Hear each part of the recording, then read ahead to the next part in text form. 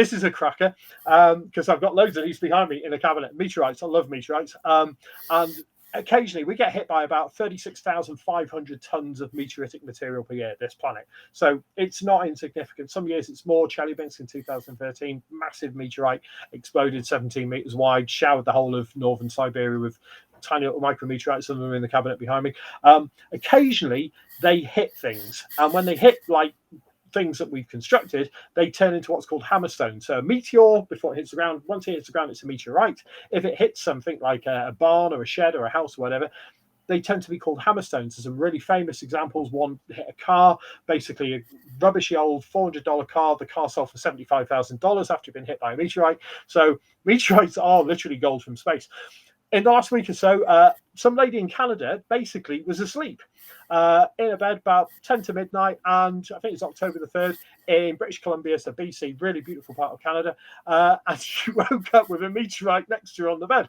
So basically this thing had crashed through her house, crashed through the ceiling, and landed within inches of her, and had it hit it, probably could have killed her. I mean, you don't want to be hit by a meteorite. We don't know of anyone that's been killed by a meteorite officially. We know that potentially a dog was hit by the Naples meteorite in the early 1900s, which is one of the kind of, is it famous, is it apocryphal stories?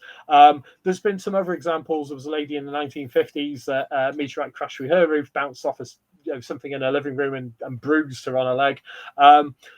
We've had famously in the last few months anyway the Winchcombe meteorite, which is a rare carbonaceous chondrite meteorite in the UK, which hit somebody's driveway. Again, just a few feet the other way, it would have crashed straight through the roof of the house. So it's one of those things that they come all the time. They can happen. As I said, 36,500 tons, some of it with the kinetic energy of an atomic bomb.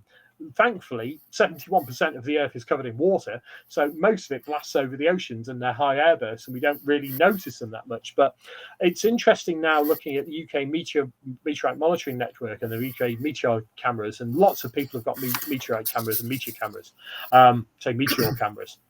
And they're looking up with these all-sky cameras and being able to look at the trajectories and then triangulate the positions. So we're finding more of these meteorites now based upon that kind of data. And I think this is really interesting because there was evidence that there had been a meteorite shower in the skies above Western Canada that night. Some of these cameras had picked up these events. Thankfully, the lady wasn't injured, but yeah, it's about 1.5 kilos. So 1.5 kilos hitting you at terminal velocity, it's going to hurt at the very best. It could potentially, it landed just literally inches away from her head. It's a fun story. It's one of those and finally type stories that you get on the UK news. I don't know what you think about this, Terry, but I just thought it was a corker.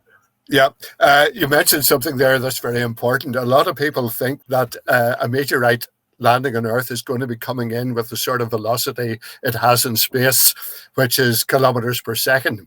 But that is not the case unless it's so big that it doesn't really matter. It's going to kill everything anyway.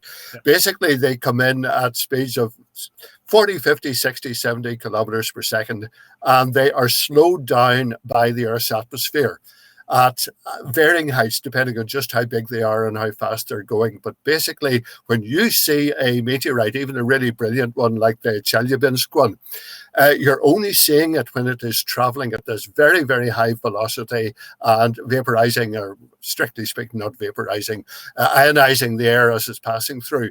When it slows down to roughly the speed of an aeroplane, basically, it no longer shines. It becomes invisible, even in daytime, because it's still, 5, 10, 15 miles up, and it's the size of, from a loaf of bread up to the size of a fridge or whatever size the object is. From then on, it is dropping just at what you call terminal velocity. So it's as if you dropped a rock out of an aeroplane. Depending on the size and the density and so on, it will travel at a few hundred miles an hour, which is certainly enough to give you a very bad headache. But it won't be coming in with cosmic velocity unless, as I say, it is so big that the atmosphere has not slowed it down. And in that case, it's goodnight Irene anyway. Yeah. So yeah, it's a fascinating thing to think that something like this can literally land on the bed beside you.